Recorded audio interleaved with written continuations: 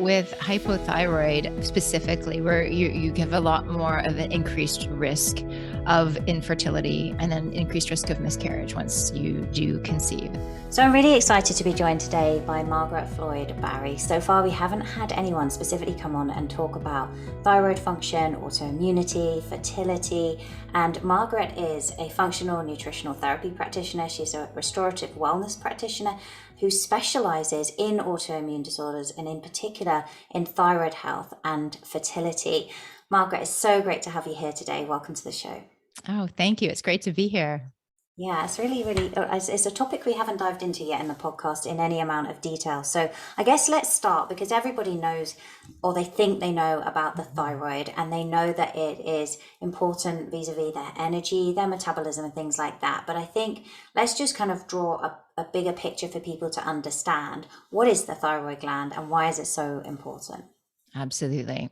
So we often call it the butterfly gland because it sits on the neck, looks kind of like a little butterfly with two lobes on either side of your windpipe. And yes, it has an incredible role in our metabolism and our energy levels. But there are thyroid cell receptors or thyroid hormone receptors on every single cell in our body. And so it has absolutely far-reaching consequences when there's any kind of dysfunction in the thyroid. So it affects things like our skin. So people with thyroid dysfunction often have really dry, sort of flaky skin. It affects our hair. You sometimes see people who have thyroid dysfunction with the lateral third of their eyebrow has actually disappeared. And it's sort of this interesting thyroid piece.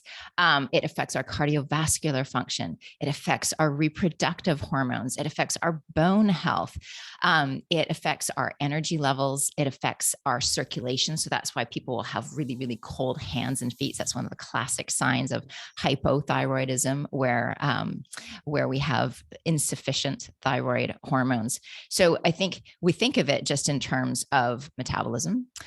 We think of it in terms of weight, and certainly it has really important roles in that. But it is, I mean, there really isn't a body system that it isn't impacting in some way. It's so important. And a lot of people think, oh, I have an underactive thyroid. That's what I've been told by my doctor. So now I'm taking some thyroxine. That's okay. Everything's fixed. But they know they're not fixed because the doctor's quite happy and has sent them away. But yet they still feel that they can't control their weight properly. They still don't have as much energy as they would like. Their hair doesn't look like it should do. What would you say here? Because I know we were talking before the show just about how prevalent this incidence of autoimmunity is. And do you think this is going undiagnosed for many people? Absolutely. Absolutely. So historically, hypothyroidism was much more associated with iodine deficiency because you need that nutrient iodine to actually produce the thyroid hormones. But in our world, of fortified foods and particularly iodized salt, iodine deficiency is actually fairly rare. And so it's really not about that anymore. About 90% of thyroid dysfunction is due to an autoimmune attack. And what this means is that it's not a problem originating in the thyroid per se. It's actually a dysfunction of the immune system that is attacking that thyroid. So I'm not sure how much you've talked about autoimmune on this podcast, but I think it's really important for people to understand, that word's thrown around a lot, but understand really what that is. And, essentially our immune system has two basic jobs, right? It's to protect us from pathogens, viruses, parasites, those kinds of things. It's also to do some internal housekeeping. That's the two, like at its most simplest form. Those are the two major jobs. And it has this vitally important function of being able to distinguish both between self and other, as well as between friend and foe, in order to do that, to make sure that it's not attacking sort of the wrong thing. And basically what's happening in an autoimmune presentation is it is attacking the wrong thing. There's something that has gone awry in that sort of distinction mechanism. And now it's mistaking self, the very self it's supposed to protect, for enemy other that it needs to attack. And what type of thyroid or what type of autoimmune disease, is all about the target tissue. And so in a thyroid situation, the target of the autoimmune attack is the thyroid itself. And specifically with Hashimoto's, most often it's actually targeting an enzyme, the TPO enzyme, thyroid peroxidase enzyme, which actually is what's stimulating the production of those thyroid hormones. So when we look at it as a thyroid issue, we're missing such a big piece of the puzzle. We're not getting to the root of things. And so, yes, you can absolutely provide those hormones exogenously, right? You can take them as a medication. You can take the glandulars, there's different ways to get those hormones. But oftentimes people still feel awful because the root of the problem, which is the immune system attacking the thyroid, hasn't been addressed, and the imbalance goes much, much deeper. And so that is absolutely vital to recognize. And I think it goes undiagnosed often. It's not even that it's undiagnosed. Well, there's a whole subclinical piece. That's in some ways a separate conversation, because that's a really big issue. A lot of people have imbalances at the early stages and feel wretched, but they don't meet the formal diagnostic criteria for hypothyroidism. And so they go, the doctors are like, well, the labs look great, but, the individual's like, and I can't explain the 20 pounds I put on in 4 weeks, these kinds of, just really oftentimes it kind of comes out of nowhere. And it can be really debilitating. But the autoimmune piece, from the medical perspective, there's nothing you can do about it. So they either don't check for it at all, and they just sort of assume that it is. But once they have seen those elevated antibodies, they don't track them, because they don't look at this as something that is a piece of the clinical puzzle. They're looking at the target of the autoimmune, which is the thyroid, and managing it entirely from that perspective. So it's a piece that is really, really crucial to one's healing and how you feel, that is often missed. Yeah, and it's a shame because there's so much you can do, right, to help people. You bet.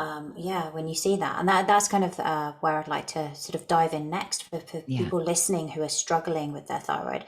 So just so they understand, in terms of autoimmunity, there are two key ones that they might be struggling, right? There's Hashimoto's, where it's underactive generally, and there's Graves', where it's overactive. And then you can actually oscillate, as I understand, between the two as well. So you can swing.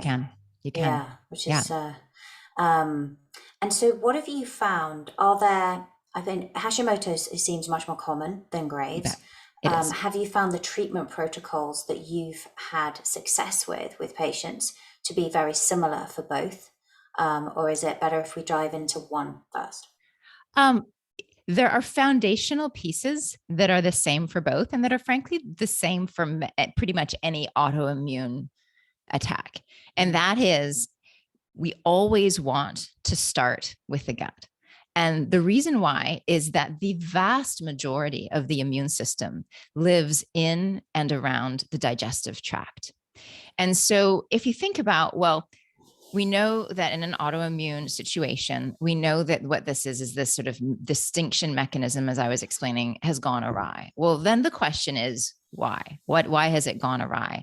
And, essentially, there's a lot of different mechanisms for this, but at its most basic, what is happening when that distinction mechanism has gone awry is that for some reason, the immune system is being chronically engaged and isn't being given a break. So think about, when you and I, when we're, overworked, overtired, not getting a rest, all the life things, we start to make bad decisions, right? And it's just sort of, what happens. And that's the exact same thing with the immune system. And there's a lot of different mechanisms for this. There's molecular mimicry, there's the bystander effect, and I'm happy to dive into those if you'd like. But essentially what is happening is the immune system is being asked to do so much work all the time that it starts to misfire. And so when we want to correct that, we really need to look at the places that are engaging the immune system the most. And given the fact that so much of the immune system lives in and around the digestive tract, given that digestive issues, even really low-lying sort of subclinical, I say asymptomatic, but most times when people think that they are asymptomatic, it's actually that they've just gotten used to digestive discomfort and they don't even think of it as a symptom anymore. There's so much digestive dysfunction, and we're eating foods that, unless you're just being really impeccable with your diet, so many things that we're eating, particularly packaged foods, processed foods, much of the conventional diet is actually causing damage in the digestive system and is triggering the immune system in and of itself. So if we're eating multiple times a day, which most of us are, and if we have any kind of digestive dysfunction, that is necessarily going to be adding a burden to the immune system that is consistent. And it's those sort of steady, slow drips, right? Just like any kind of stressor. It's not necessarily the acute situation that is acute. All the resources are thrown at it and then it's cleared. It's the slow, the low lying, it's the slow drip of inflammation and irritation and malfunction that is just this constant drain on the immune system. And I have to tell you, I mean, it doesn't always work this way, but so often in my practice, when we focus first and exclusively on digestive healing, and identifying and removing inflammatory foods from the diet, just that can often be enough to bring someone into full remission with autoimmune. With sometimes both Hashimoto's and Graves, or Hashimoto's, Graves, and other autoimmune conditions as well. Yeah, no, it is so pivotal. So we always start there. And then, and this is common, as I said, this is the common denominator for any kind of autoimmune and any kind of thyroid autoimmune, is that we have to address that immune component. So how we support the thyroid is going to be the piece that's really different in between those two situations, between Hashimoto's and Graves. And I will say right up front, I've definitely worked with some Graves clients, but the vast experience I have is with Hashimoto's. And so in those kinds of cases, we certainly want the client to feel better. And if they're not already on any kind of medication, we will work with glandulars. I'm not a licensed medical doctor, so I don't prescribe. We will work with glandulars, and we will work with nutrients that are really supporting the thyroid gland's ability to produce those hormones. But as we're doing that, what we're doing is we're really supporting the immune system to come back into balance, which actually means supporting the digestive system. And this can be a little bit mind bendy for people, because they think, some people with any kind of thyroid dysfunction will have digestive dysfunction as part of that. That's not something I mentioned at the beginning. With Hashimoto's, we tend to see very slow gut motility and transit time. So people who tend to be a lot more constipated and just have this really sluggish digestion, they feel like food is sitting in their stomach all day long, and just everything just sort of feels like full and heavy the whole way through.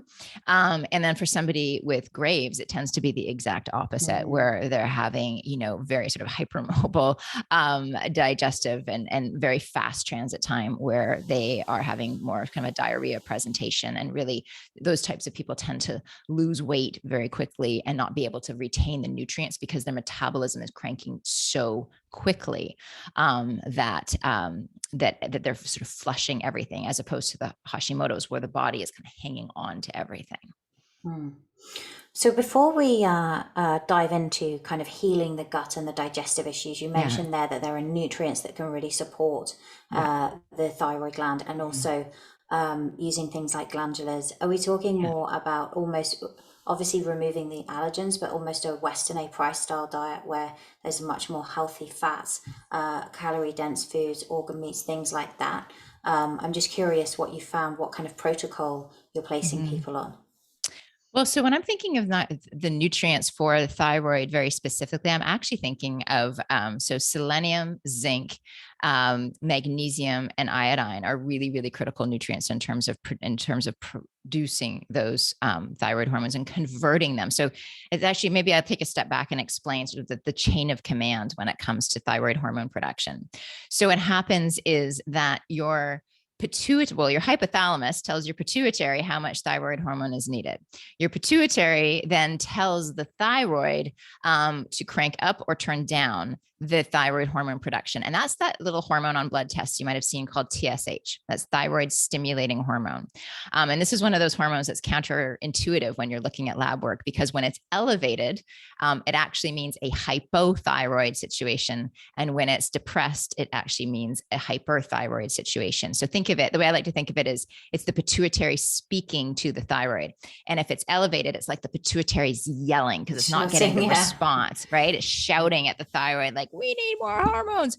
Whereas if it's really low, it's like, it's just whispering. It's like, only a little, so that's what TSH is. And then what happens is your thyroid produces two types of hormones, T4 and T3. And the vast majority of the hormone it produces is T4, which is actually the inactive form of thyroid hormone. Your body then has to convert T4 into T3, which is the biologically active form of that hormone.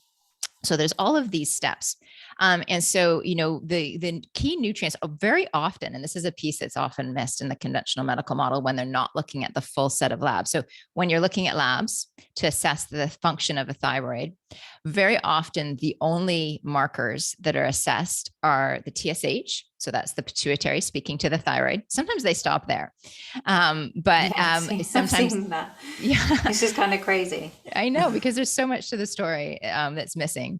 And then sometimes they add in free T4. So that's that. It's inactive, but biologically available. So there's two for each, the T3 and T4. Both of them come in two forms. There's the bound form. So thyroid hormones kind of travel through the bloodstream on these. I think of them as like little protein shuttles, and these little globulin molecules. And so a lot of the T4 and T3 is actually sitting on these little shuttles, and there's a process that has to happen to basically uncouple them. And then there's the free form. So it's not bound, which means it's actually available for use. So free T4 is think of it as the raw materials for thyroid hormone in its free form. Okay. So those typically are the two markers that a conventional medical practice will look at. But we want to look at, of course, all of them. We want to look at the free and total T4. We also want to look at the free and total T3, especially that free T3, because free T3 is the biologically active form and the most bioavailable form of the thyroid hormone. So that's the one that's going to tell you how you're feeling for the most part. There are other hormones that sort of complete the panel, but those are the real basic ones. And then of course we want to also look at the antibodies always. But in terms of nutrients, back to your original question. So the conversion from T4 to T3 is often a piece of the puzzle that is not functioning properly. That's actually something we see very, very commonly as an underconversion of T4 to T3. And those nutrients that I listed, the selenium, zinc, magnesium, and then iodine are key nutrients in that process. I want to just say one thing. Cautionary note on iodine. There's a lot of controversy in the health community regarding iodine when there's autoimmunity. It can increase the production of the TPO enzyme, which is the target of attack for autoimmune. And so one school of thought is that when you support iodine and you increase the production of that TPO enzyme, what you're doing is you're actually exacerbating the autoimmune attack. There's an entire other school of thought that believes that this is just a sort of temporary, transient stage that the body goes through as it's regulating. All to say, what I would recommend, if anyone is listening here, if there is an autoimmune component, I would be careful before running out and supplementing with iodine. And I would work with a practitioner before doing that. But things like the selenium, the zinc, the magnesium, there's a lot of thyroid combination products that include those nutrients and are excellent ways of supporting it. Now, in terms of the diet, it's interesting because of this, and I'm speaking in a Hashimoto's context. Because of the sluggish thyroid, in some cases, a higher fat diet is actually not the most effective. And now I say that, and there's certain people who have totally healed their Hashimoto's using a ketogenic diet, which is high fat.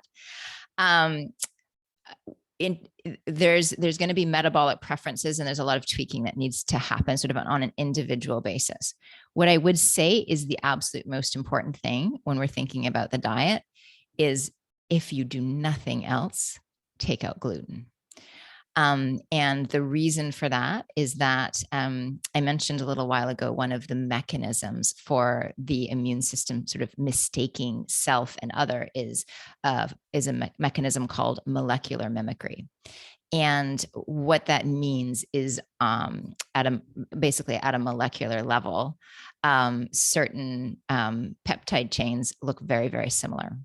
And it happens that some of the proteins in gluten-containing grains and the gluten and gliadin can look very, very similar to thyroid tissue. And so that can be one of the key pieces of the puzzle with autoimmune generally, but with thyroid, absolutely. So taking out gluten would be absolutely essential. Other foods that really need to go, especially at the beginning of a diagnosis, would be things like dairy, soy, and honestly, all grains at first, until you have done some really serious gut healing and have gotten everything in balance. Sometimes you're able to reintroduce some of those in small quantities, but generally speaking, grains, dairy, soy, and then for some people, eggs as well. Those are the starting points. Now, I always recommend, I'm a big believer in testing. And so in my practice with my clients, I'm always doing food sensitivity testing to identify what foods are very inflammatory in that individual's body. So we can use these sort of broad brushstrokes, and that's a really good starting point. But if you've done those things and you're not feeling any better, then it's a really good idea to work with someone who can do that kind of testing, because that will allow you to really fine tune it for your physiology specifically. And what about with people who do the testing and gluten isn't coming up for them? Would you still have them? Because obviously this is slightly different, isn't it? Where you can be gluten intolerant, you can have, a degree of permeability in the gut, and that's why the body's then recognizing those proteins. Mm-hmm. But it could be actually that you're not necessarily sensitive to gluten, but maybe there is some degree of permeability. I'm just curious what you do there if people see that, because it sounds like actually it's the interpretation by the body that we're looking at here that's making gluten such an important thing. So yes. So when I say the food sensitivity testing, major caveat, I keep gluten out no matter what. I mean, that's actually a requirement for working with me, is it just works to cross purposes with everything we're doing. And the reason for that, I mean, there's so many different ways. We could spend an entire hour just discussing all of the different ways that gluten is challenging our systems. But the thing that happens with every single person, whether you have an overt immune reaction or not, whether it's, because you can be allergic, you can have autoimmune like celiac, where it's actually a response to the gluten itself. You can have sensitivities, and there's different types of sensitivities, and there's so many different components of wheat. There's certain tests. I'm thinking, how many markers are there? There's one of the tests that I use is called the wheat zoomer. I'm trying to think. There's just 40, 50 different markers that they're looking at. There's so many different ways that gluten can impact you. So many different aspects of it. But when we eat gluten, it stimulates the production of a compound called zonulin. And zonulin is one of the things that regulates what basically the permeability of our gut. So let me explain how this works. So our digestive tract is basically still the outside of our body. I think that's something that most of us don't think about. Like, we think once we eat, that's now inside us, and it kind of is, but that's actually still the outside of our body in terms of what is actually becoming us. So I think of us as like one very complex donut, and the donut hole is our digestive tube. And basically what's happening is, food's going in, all sorts of chemical and mechanical processes to break it down. And then in the small intestine is this moment where what we ate literally becomes us, because, basically we're walking food, right? Like every single cell in our body was once food. And so what determines that is what becomes us is this very thin, one cell thick lining of the small intestine. That's where the vast majority of the nutrients from our diet are absorbed. And that lining is permeable. And all the little cells, we call them the tight junctions, they line up really, really tightly next to each other. And what happens is there's these different mechanisms that like open and close to allow nutrients to pass through. And that's directly into the blood, right? Now that's the food becoming us. That's the moment. And so what this process is highly selective, because that's still the outside of our body. And that's one of our barriers. The immune system, one of the key functions of the immune system is a barrier system, like our skin is a barrier. And this is another barrier for basically taking care of what comes into our system. And so the immune system is very, very active here, because it's constantly, it's constantly surveilling this process. And so zonulin is one of the things that dictates when a tight junction opens up and allows nutrients to pass through. And what happens when you eat gluten is this. It stimulates the release of zonulin in excess, and it causes temporarily leaky gut. And so when you have leaky gut like that, what's happening is you have not just the nutrients that are getting into the bloodstream, you have nutrients that are not at the right stage of digestion. They're not fully broken down yet. So they're getting into the bloodstream. And that's one of the key mechanisms for developing food sensitivities, because the immune system can't recognize that it's like, this lovely piece of broccoli you had at lunch, right? Your immune system recognizes it as an invader and it starts to attack it. But other things get in there as well. Toxins that are bound for the toilet bowl, pathogens that are bound for the toilet bowl, all of these kinds of things can get in. And so gluten, we think of it as almost like a gateway food sensitivity, and a gateway for really allowing so much into the bloodstream and triggering such a significant immune response, whether it's immune response to the gluten itself or to something else, sort of a downstream result of that leaky gut that was triggered by the gluten. If that makes sense. Yeah. Yeah, no, it does. It does. And I guess, for people listening, right, some people will be thinking, I don't want to give up gluten for the rest of my life. Will I never eat sourdough again? Have you found that once people correct this and they get into remission, for people with autoimmunity, this is a never thing? You can never, ever treat yourself. You're going to fall off track. What's been your experience with patients kind of years on from when they've sort of treated their condition? For most people at this point, it becomes such a lifestyle. And honestly, if we were having this conversation 10 years ago, it would be a different conversation, right? Because it's so challenging at that time to find any kind of good substitutes. But even in terms of, you mentioned sourdough bread, there's some delicious gluten-free sourdough bread that, I dare you to see the difference, and some could say, well, you just haven't had gluten in so long, you don't know. But it really, like, there's some such great alternatives at this point. Honestly, it's up to the individual, it's your body always. Would I ever recommend eating it again? Honestly, no. I think it's just so risky. Now, context, I watched my mom die of autoimmune disease, so I know where it can go. And so maybe I have more of an extreme viewpoint than others, but I feel like that is one of the things that is, it's fairly doable. I'm not saying you need to eat no grains, or even dairy. I feel like there's a little bit more flexibility. I've certainly seen people be able to reintegrate dairy, and some people absolutely will start eating a little bit of gluten here and there. But I just can't in good conscience, for what I know it's doing in the body, I just can't in good conscience ever recommend that. So I would just say, if someone's fully in remission and has stayed in remission. So the very nature of autoimmune is that it ebbs and flows. And so that makes it that much more challenging, because it can feel like everything is going great and then it sort of comes back. So the key is to not only get into remission, but to stay in remission. So once you've been in remission, maybe for a couple of years, and you really feel like you're on the other side of this thing, that would be the time where, you could consider bringing it in. But if you don't really absolutely have to, then I would recommend not. And that might sound really hard line, but as I said, one autoimmune, that's the thing, is one autoimmune begets another. And while we understand a lot more than we did, when my mom had this, it can get quite serious if it's not addressed properly. So.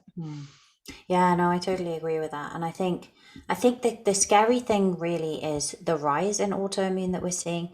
I think, stress also plays a part in this, but why do you think we're seeing so much autoimmunity now? Or are we just getting better at diagnosing it? I don't think it's that we're getting better at, I mean, that there's always an aspect that we're getting better at diagnosing it, but I just think that there's so many stressors on the system. There's so many things exhausting our immune systems. I mean, so obviously diet, our lifestyle, just stress in and of itself, as you said, it is a huge stressor for the immune system. Lack of sleep, toxins exposure. We live in an incredibly polluted world, unlike anything the human body has ever had to deal with, even as recently as 50 years ago. I mean, it's remarkable. Chronic low-lying infections, whether that be, viral infections that are sort of subclinical, hidden in there, things like Epstein-Barr. That's a really, really common one, cytomegalovirus to a certain degree. Some of these that are just sort of their, individual had them as maybe a child, and it's just there, and sort of this, again, it's the steady drip, right? Is that slow stressor, chronic stressor on the immune system. And really what I think it is would any one of these things individually be enough to push somebody into an autoimmune state? Not necessarily, but we don't have anyone. Every single one of us is exposed to just about everything I just mentioned there, and so, it's a disease of the modern lifestyle to a great extent. And I think from what you're saying, the danger is once you've tripped into it, it's very difficult now to fully turn that switch off, right? You're trying to keep it turned off, but you can't necessarily guarantee that permanency. You can't. And you do need to, if you've ever had any kind of autoimmune diagnosis and you are in remission, I would recommend at least once a year, check in on those antibody levels, because there's different stages of autoimmunity. And the first stage is silent. You see, the immune system begins its attack long before you feel any kind of symptoms. And so, and that's actually a great moment when that's happening. You can turn that around quite well. But you want to pay attention to it, because if you're not testing for those antibodies, you don't see sort of what's coming. It can take 5, 10, 20 years from the beginning of antibody formation to some kind of tissue in the body to a full-blown autoimmune disease. So it's just keeping your eyes peeled.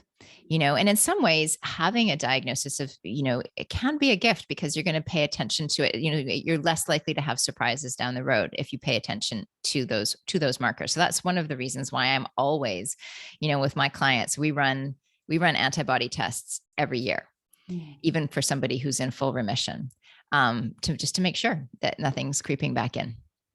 Yeah, I think that's great advice. And what have you seen in individuals who have because with Hashimoto's, as you say, often it's undiagnosed, and so they're just being given thyroxine, which is kind of, I guess, almost akin to a plaster, right? Because you're not dealing with the underlying thing. Have you seen that these women predominantly do seem to suffer more, I guess? That's what the research shows, isn't it? Have you seen them regularly then trip into other autoimmune conditions? Is there a common thread that you've seen? Is there another one that they're then more vulnerable to? Because I think there's like over 100 different types, right? Yeah, I think it's about 150 at this point. I mean, there's so many things that we didn't recognize historically had an autoimmune component that now they're recognizing does have an autoimmune component. So there's just, sort of the list feels like it's growing every day. Yes, absolutely. I mean, if you have Hashimoto's, certainly the likelihood of developing something else, something like diabetes, something like lupus is much higher than somebody who does not have Hashimoto's. If if someone has celiac disease, there's a much, much greater predisposition because of the damage that it does to that small intestinal lining, which is, sort of the birthplace of a lot of autoimmune dysfunction. So celiac disease, even more so than Hashimoto's in terms of as sort of a starting point that triggers others. But absolutely, if not addressed. Now, I would say, I'm happy to say that in my practice, somebody who comes in to see me with a Hashimoto's diagnosis, it's very rare that they're getting any other kind of diagnosis because we're focusing on the immune system, we're healing that. So we don't see that, but I do see people where it started with Hashimoto's and has progressed to other things before they come to work with me. And so it's just a much more complex picture by the time there. And the root cause is still the root cause. It's that immune dysfunction. And so the key is that we're identifying and systematically removing those stressors from the immune system, while we're also supporting the immune system to kind of calm down, letting it know that things are okay, is a sort of re-education process that we need to go through with the immune system and help to pull it out of these pro-inflammatory loops. Our immune system, we think of neuroplasticity, right? That's how we learn, basically these new connections, something that you do regularly, your brain will build the connection so that it does it better and faster. Our immune system also is plastic. It learns. And so one of the things that's happening, and this is likely one of the reasons why we're seeing such an increase in autoimmune disease, is that what the immune system is asked to do most frequently, it gets really good at doing. And we ask it to inflame all the time. And so it gets really, really good at popping into an inflammatory loop. And it is not as well versed in pulling itself out of that pro-inflammatory loop, mostly because we're constantly asking it to inflame. So it just gets stuck in these pro-inflammatory loops. And inflammation, of course, is an engaged immune system. And so it's calming that inflammatory process, helping it to resolve, and actually anti-inflame is a really key piece of this, while then supporting the target tissue. So, we're talking about thyroid specifically in the case of Graves, giving it nutrients to sort of calm its production of hormones, versus something like Hashimoto's, where we're providing glandulars and other nutrients to support the production of those hormones. Yeah, I mean, it's interesting when you look at Graves, and we were talking earlier before the show, my husband was diagnosed with Graves not long ago, and the medical treatment is obviously initially to control because of the dangerousness with Graves, with things like the heart function, for example, and the weight loss is, but then the next step is, well, let's do a total removal or radioactive thyroid treatment, which he obviously resisted. And you think, well, that is just a sticking plaster, because now you've removed what seems to be the problem. That wasn't the source of the problem. The source is autoimmunity. It's a little bit akin, isn't it, to like a condition like PCOS. There's different forms of polycystic ovaries, but if you have PCOS, you're still going to have problems potentially managing blood sugar even when you've transitioned through menopause, because you 100%. Have PCOS. And I think a lot of people, and you're more vulnerable to depression and things like that. And I think what I like is, speaking to practitioners like yourself and helping spread this message, is for people to really understand that these things don't just go away and actually on their own. They need looking after. And actually, when they're well managed, as you said, I think a few moments ago, maybe this was a bit of a gift because it was highlighting where you needed to work on your health. And we were also talking that this is a common thing, autoimmunity in perimenopause. Can you explain that mechanism? Because I think a lot of women are, often left wondering, well, why now? I'm in my 40s, like, what's happening? I've been fine up until this point. Right. Well, there's a bunch of different factors of that. And just actually before I just want to say one thing about the medication piece. I think it's really important to acknowledge that medications do not heal. They manage. Right? They manage symptoms. They do not heal. It's a very important difference. And so, anyways, I'll just leave it at that. So perimenopause, all sorts of things happening in perimenopause with hormonal fluctuations. So when we think about the endocrine system, that's all of our different hormone glands, it's very complex. It's like this really, really intricate spider's web. And so if you pull on, any one string, any hormone is out of balance, the entire web is affected. And so, and part of this is through the communication of, I talked about the hypothalamus and the pituitary. We have these HP axes throughout our body. So the hypothalamus pituitary adrenal axis, that's the HPA axis. We have the hypothalamus pituitary thyroid axis, that's the HPT. And we have the hypothalamus pituitary ovarian axis, HPO axis. And so when you have changes or imbalances in any hormone, what that's going to do is it's going to affect the signaling, because what happens is, hypothalamus tells the pituitary how much of a given hormone we need. The pituitary tells the gland, okay, go do this. The gland does the thing. And then there's a feedback loop that goes back up to the hypothalamus to say, okay, we got it. And so this is this loop that's constantly happening. Now, if you have dysregulation anywhere in that loop, in the chain of command, if you have dysregulation in that one of the glands is not able to produce a sufficient amount of the hormone or is producing too much of a given hormone, what that's going to do is it's going to change that communication loop, which pulls on the spider web. So that is one of the key ways that we're just seeing sort of the general endocrine dysfunction. Now, when we're in our 40s now, as women, if we've had children, childbirth, and it's often after childbirth or in early childhood rearing years that women get diagnosed, and that's because of just this incredible stressor on the body and the major flips that happen postpartum. And so some people will get a diagnosis fairly shortly postpartum. Some people it can take years, but often after childbirth, what's happening, of course, when we're pregnant, the whole part of our immune system shuts down. Our hormones, completely different makeup of hormones when we're pregnant as opposed to not. And when you give birth, there's this perfect storm that lays the ground for the autoimmune component. You have a whole section of the immune system coming back online. You have this big hormonal flip that happens once you give birth. You're tired because you've got a newborn in the house. There's elevated stress levels. And this really is this perfect storm for developing some kind of autoimmunity. And because of such a strong hormonal component to it, it tends to be autoimmune that manifests in that more hormonal fashion. So that's a big thing. Now, also, by the time we're in our 40s, a lot of these things, we think of them as like happening overnight. It doesn't happen overnight. It's likely been building for years. With our thyroid and our adrenals are extremely related, and our adrenals and our reproductive hormones are also intimately related. So thyroid and adrenal. So adrenal glands are what regulate our response to stress. They also have a lot of other roles. They do have roles in immune function. They have roles in blood sugar management, a lot of different things, but we think of them as sort of the stress handling glands.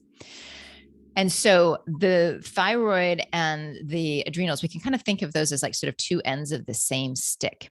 And if you have dysregulation in one, the body will often compensate by making adjustments in the other. If you are, for example, really, really hyper adrenal, then it might, your body might kind of slow down metabolism to make sure you don't, proverbially blow a gasket, right? Like, so the body has all of these compensatory mechanisms that are at play.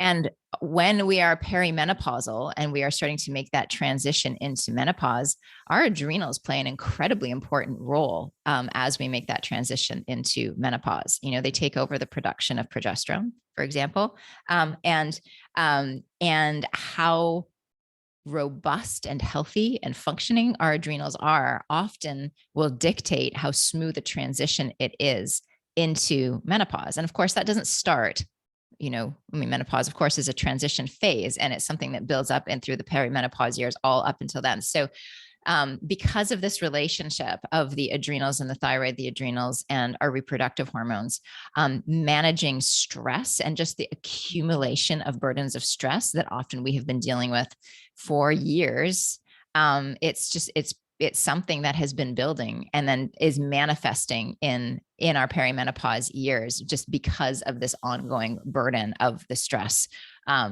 And as we're progressing that role of those adrenals becomes even more, it's always important, but it becomes even more important at that stage in our lives. And if it's not able to sort of keep up to the task, and we're having that dysfunction, we're starting to, one of the key things when we're looking to see if a woman is in perimenopause, one of the things we look at are her pituitary hormones. And reproductively, these are the FSH, that's follicle stimulating hormone, and LH, luteinizing hormone.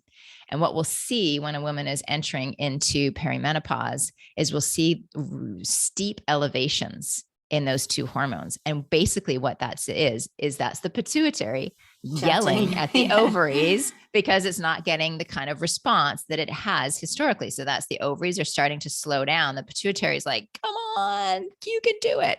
Right. So, and that's of course affecting that entire HP axis, all of the axes, because we're thinking spider web. So this is one of the reasons why you so often see Hashimoto's being diagnosed women in, women in their 30s and 40s, whether it's trying to conceive and get pregnant or on the other side of having kids and, sort of like what's happening to me right now. Yeah. And I think it is, it's a challenging time, right? I think in your 40s, you are met with so many demands because often women who are working are in leadership positions, right? They've built their career, they've got a huge amount of responsibility, and either you've had them late, so you've got young children which you're trying to sort of run around with and after and cope with, or you've had children in your late 20s, early 30s, and you've got teenagers who, what I'm finding now, have their own set of problems that you're as their mum trying to deal with. And then you have, I lost my dad very recently. You have aging parents that you've got responsibilities to that are thing, and it's almost like a pencil. There's so many different stressors that are coming in, and I just think that's the decade that I think women need a lot of support because they're being challenged and pulled in every direction, and often as a mum, you put yourself last on the list, and you need to look after yourself because you're kind of the hub, right? If you don't. And their adrenals are under significant levels of stress at that point. I do want to touch on, because before we close, because one thing you mentioned there as well was pregnancy, and I know you specialise in how the thyroid can affect fertility, and I just think it's important for women who are looking to conceive that are listening to understand the impact of that. Could you briefly explain the mechanisms there? Yeah, absolutely. So with hypothyroid, specifically, where you give a lot more of an increased risk of infertility and then increased risk of miscarriage once you do conceive. And there's a few different reasons for that. So we've talked a lot about this HP axis, and a big piece of it is the fact that there's so much interconnection between all of the different hormones. And when we have an underactive thyroid, that actually affects the hypothalamus hormone, gonadotrophin releasing hormone, GRH, which is what tells the pituitary to release those two hormones, FSH and LH. So subclinical thyroid levels will affect the hypothalamus production of it's, the hormone that's going to tell the pituitaries what to do, which will lead to hormone dysregulation and can often lead to an anovulatory cycle, meaning that the woman is not ovulating. And so clearly, if we're not ovulating, there's no way of getting pregnant. So that's one key mechanism. It also directly affects estrogen metabolism. And so it can dramatically reduce estrogen levels, which are part of the requirement in terms of ovulation. That's another key piece of things. It also can increase the production of prolactin, and prolactin is a hormone that we see in late stages of pregnancy and breastfeeding, which actually prevents conception as well. So when you have elevated levels of prolactin, it's very, very hard to conceive. And so those are the hormonal aspects of things. What's really interesting is that we're also seeing that there is an immune component to this for those with autoimmune thyroid disease. And this is new research that's coming out. I find it fascinating because it's helping to explain something that I've been seeing clinically in practice for years, which is that even in women who are euthyroid, so they're not symptomatic when it comes to thyroid symptoms overtly, and when we look at their hormones, the thyroid hormones themselves are fine, but they have elevated antibodies. So there's an autoimmune attack that is going on. we see higher rates of subfertility in this population. Not to the exact same degree as we do with people with full-blown Hashimoto's and hypothyroidism, but we actually do see increased rates of subfertility in this population. And so it appears that there is some form of autoimmune mechanism that is also contributing to complications with fertility. And there's discussion and research going into what is it? Is it some kind of cross-reactivity? Is it, they're finding natural killer cells in the uterus? So is it just excessive immune activity in the uterus itself? Is it that there is a cofactor that is needed for both? So for example, vitamin D, really, really important for your immune system. But also we see elevated levels or decreased elevated failure rates, in IVF when you have suboptimal vitamin D. So is it just that there's a nutrient, or is it, as we talked about, well, one autoimmune begets another? And so we're, maybe there's some other autoimmune that's starting to develop that's actually affecting those hormones. So we're not sure the answer is of the mechanism, but what it does appear is that there is actually an immune component as well, which makes a lot of sense, because I will see a lot of clients whose hormones are actually fairly well managed medically, but they're still not able to conceive. And they have the autoimmune component, and we support them just by healing the gut and, doing the steps that we would do to help to bring an autoimmune process into remission, and they're able to conceive.